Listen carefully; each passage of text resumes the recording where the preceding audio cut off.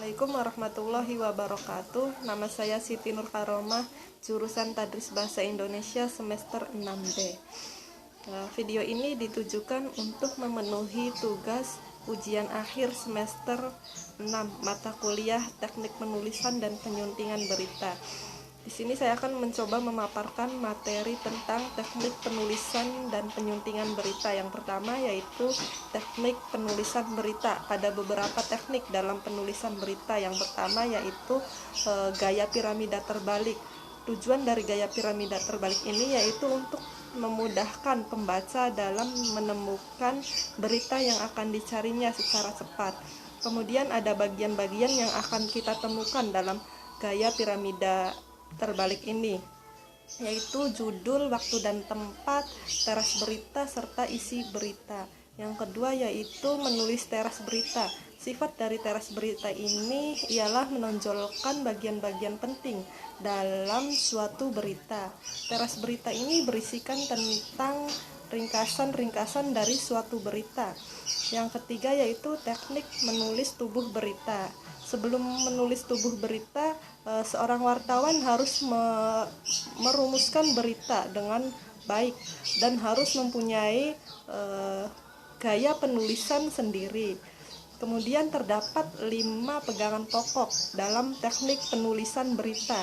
Yang pertama yaitu laporan berita harus bersifat menyeluruh. Yang kedua, ketertiban dan keteraturan mengikuti gaya penulisan berita. Yang ketiga, tepat dalam menggunakan tata bahasa. Yang keempat, ekonomis dalam memilih kata. Dan yang kelima yaitu gaya tulis harus mempunyai makna. Selanjutnya ada teknik penyuntingan berita. Menyunting sebuah berita merupakan hal yang penting. Baik dan buruknya tampilan suatu kabar berita sangat ditentukan oleh keahlian redakturnya. Di sini ada beberapa teknik dalam menyunting berita. Yang pertama yaitu membaca ulang konsep naskah berita dengan penuh ketelitian dan kehati-hatian. Yang kedua, mengidentifikasikan dan memperhatikan kesalahan-kesalahan yang terjadi dalam penggunaan bahasa, meliputi kesalahan penggunaan kata baku dan tidak baku, kesalahan ejaan, kesalahan tanda baca, kesalahan diksi atau pemilihan kata, kesalahan struktur bahasa, kesalahan dan juga kesalahan konjungsi atau kata hubung. Yang ketiga yaitu memperhatikan tata letak tulisan yang meliputi penempatan posisi judul, judul utama, judul tambahan, subjudul, urutan penomoran, penempatan gambar atau grafik. Selanjutnya yang keempat yaitu memperhatikan identitas, spasi, dan tingkat kerapian antar kata, kalimat, atau paragraf.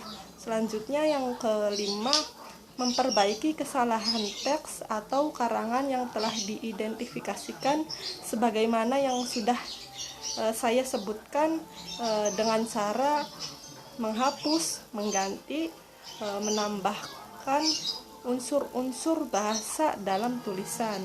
Selanjutnya yang terakhir yaitu seorang penyunting harus membaca ulang teks berita yang telah disunting sebelum dipublikasikan kepada halayak umum. Sekian materi yang dapat saya sampaikan, kurang lebihnya mohon maaf. Wassalamualaikum warahmatullahi wabarakatuh.